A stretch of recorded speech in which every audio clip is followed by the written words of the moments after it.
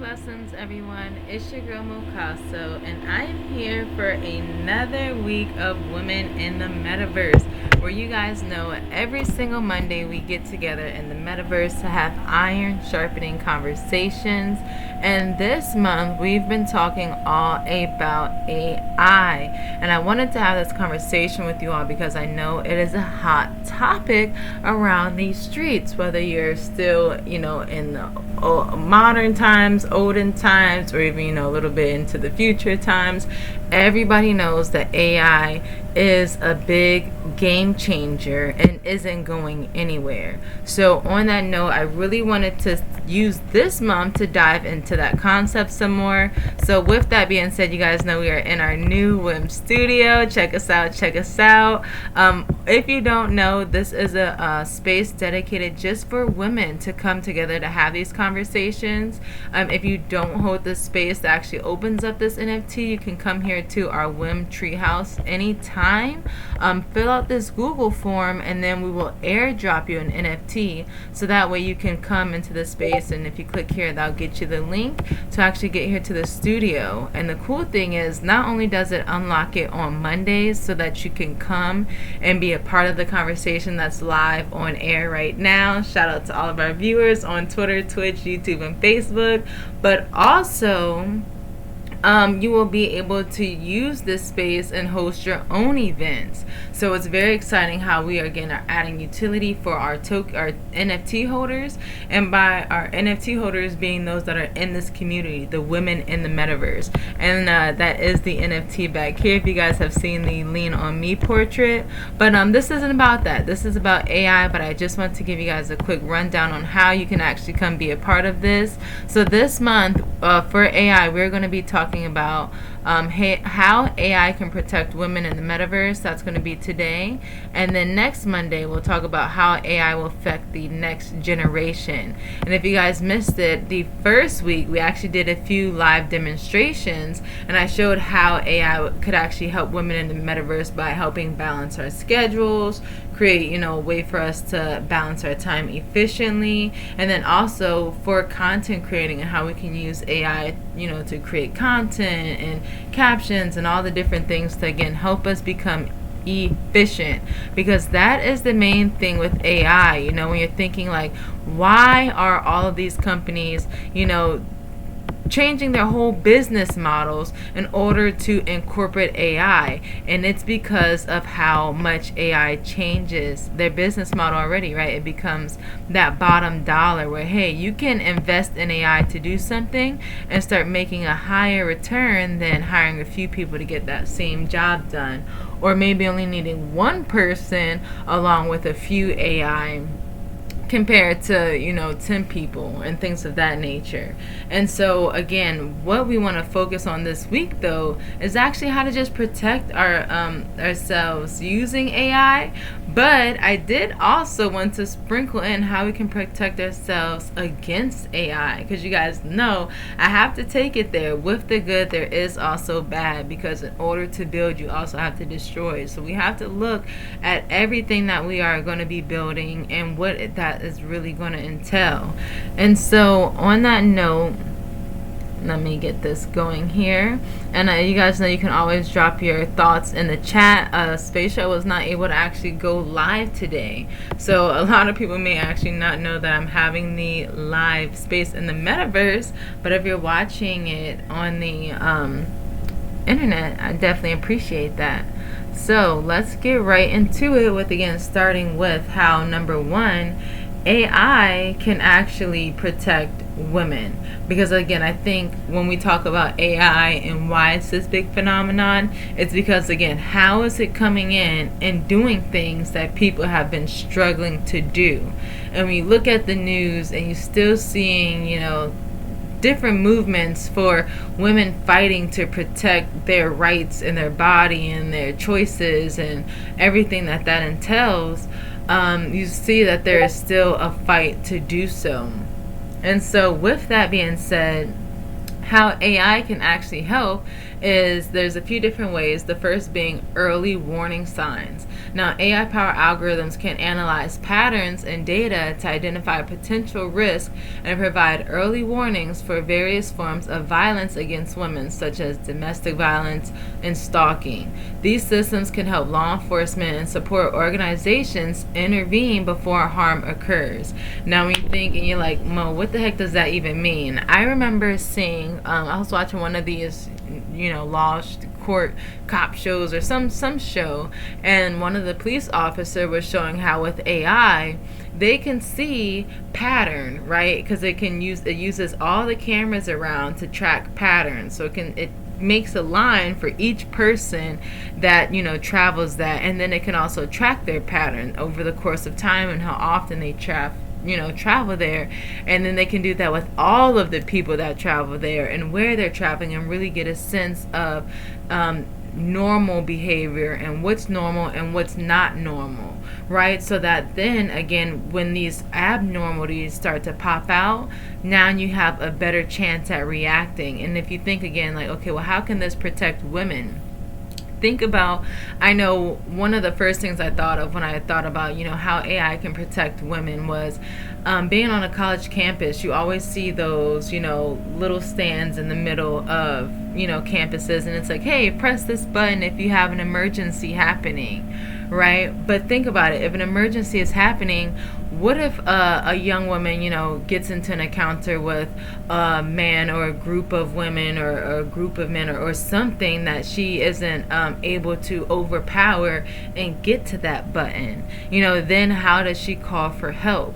But if you have AI that, all of a sudden senses this abnormal behavior in the area, that can now trigger the one security guard that's, it may be a headquarter to look here. Now they've got that attention, and again, a better system to help not make it just, dependent on if the security guard sees it or if the person is able to push the button, but there's AI to help automate the system and get it kick started. And so when I, again, talk about those early warning signs, that's how we can really think about how AI and tracking, and again, you guys heard me saying the cameras, right? So also when I say that, think about if you're saying how AI would be able to do something like that, again, what that entails, right? That means these traffic cameras and, cameras in the grocery store, all of these, different systems that are going to essentially be connected using algorithms and AI and these bigger systems in order to be able to enable that. And so with that, we also have these apps and wearables, right? Because when I was just saying, think about everything that's going to entail. So again, think about what I just said, wearables. So everybody has on stop or smartwatches, right? Or even your phone right now. I remember one of my friends, you guys know Tiny Create, shout out to her, she's usually in here.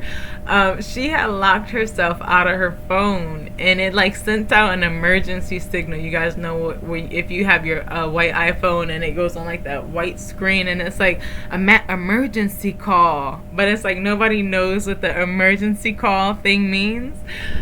So Tiny ends up, I guess, pressing that by accident. She's like, I don't know what it means, so I'm just seeing if the police are going to show up or something. So I'm Googling it to see what that means, and it just means that it will send your location every 5 minutes to all of the people that you've listed as your emergency contact, to again let them see where you are and be able to stay up to date with that. And so again, think about if she didn't have her phone, right, and just had that or watch and can hit that button, or if that is just automatically transmitted. And again, how powerful those different tools become. I know one of the most attractive tools to me about the Apple Watch was the fact that you can message off of it, right? Nothing else was ever appealing to me other than the fact that you could message off of that. And again, think about if you don't have the ability to make it obvious that you're trying to contact someone because maybe you're in an uncomfortable situation, how you can use that easily to again send that, contact someone, call somebody so that they can hear the background, and just different kind of ways that you can get yourself backup in different situations when you feel alone, and how that can add an extra level of comfort. And not even just in so much of these ways on like when women get in dangerous situations, but just health wise. With AI, a lot of these wearables also come with being able to track your heart rate and your amount of steps every day and your intake, and a lot of these different things where it can really get, I know one of my other friends, she has it that tracks her sleep patterns, right? Because she has issues with her sleep. So it makes it easier for her when she goes to the doctor to actually be able to have this data to support and show what her sleep patterns have actually looked like, and then for her and her doctors to be able to go from there. But I can also say, actually, in our Twitter space this week, one of the people that were sharing said how they actually have had the opposite happen, because they were actually seeing like inconsistencies in their heart rate on their Apple Watch. And so when they called the ambulance thinking that they were having like some issues, they were actually like, oh, it's just a glitch, you were just looking at your Apple Watch, it's not that big of a deal. But she still was feeling ill.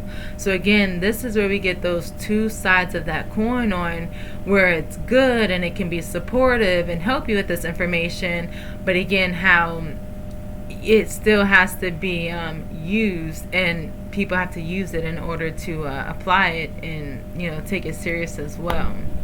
So aside from different ways, like, of course, those ways, like I said, with law enforcement actually being able to send backup, and these wearables and how they can also show our locations and also track our health.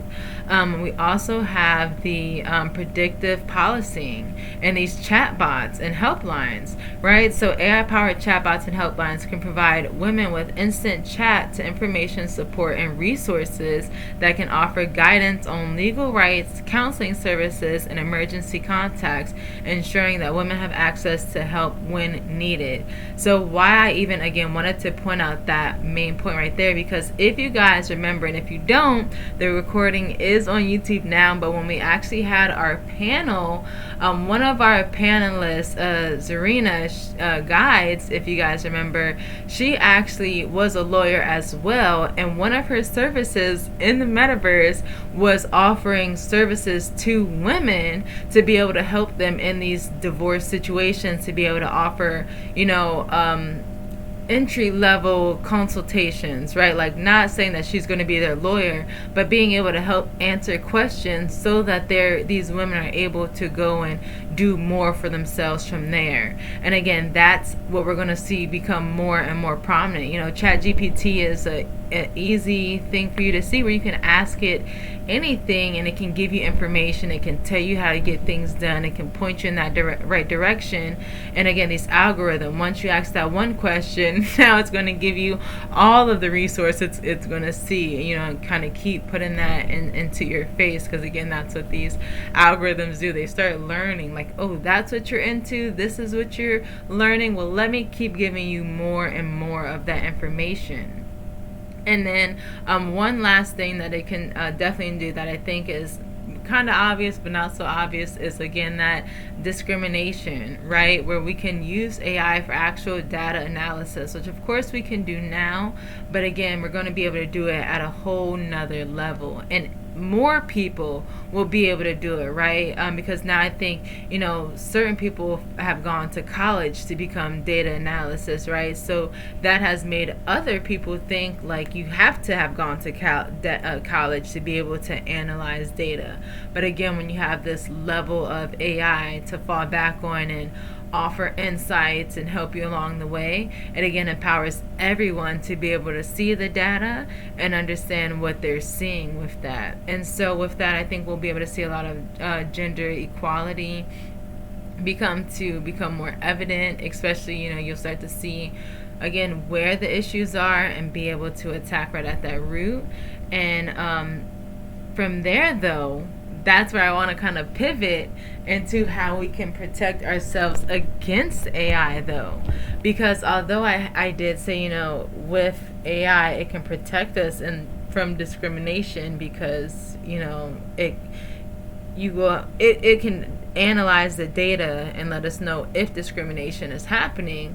But somebody has to program the AI, right? So you would literally have to program it to say, like, not discriminating, and you have to hire 50% 50% women and 50% men, or what that even looks like, because if not, then these same tools can start to kind of backfire, because we know AI is actually, it pulls past information. AI is not great at predicting information in the future. It just uses information from the past in order to usually generate a general response in that moment. And so if you think about our history, shows a discriminatory past, right? Where women don't always feel that they've been represented the best that they should.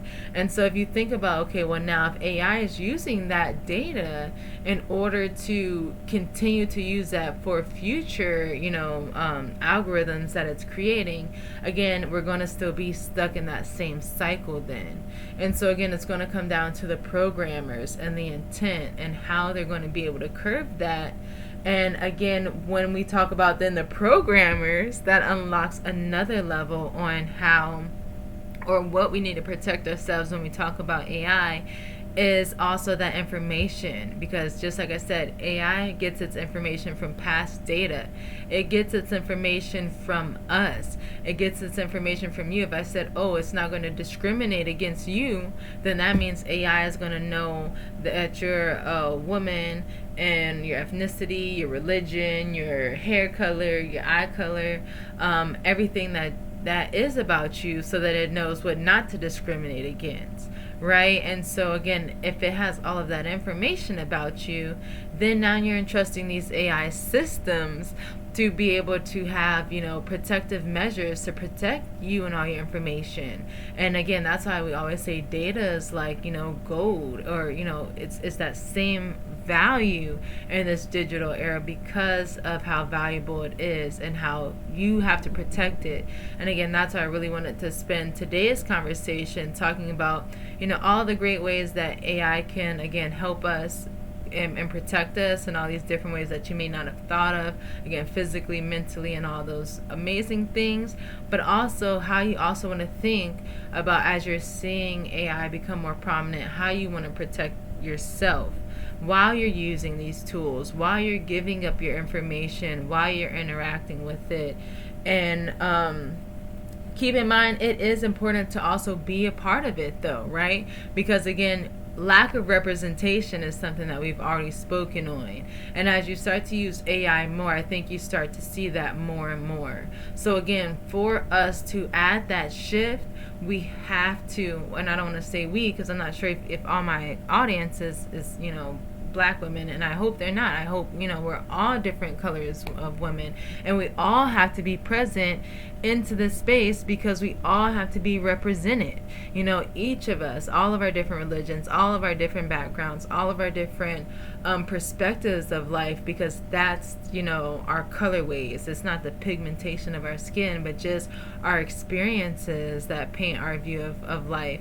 And that matters when it comes to bringing each of these views into this future and into this new algorithm in AI, so that we aren't stuck in these past, cycles of lack of representation. So again, even understanding that, be out there, try them, let these companies know that you're trying these systems, because they want your feedback. And a lot of them are looking to, sponsor creators that want to try these tools and different things like that. So it can even put you in a whole field of being able to try content and do reviews and content creation, doing that, and again, collaborating, because we see how big content creators are going to be for business in the future, and again, how these tools are going to just continue to unlock that.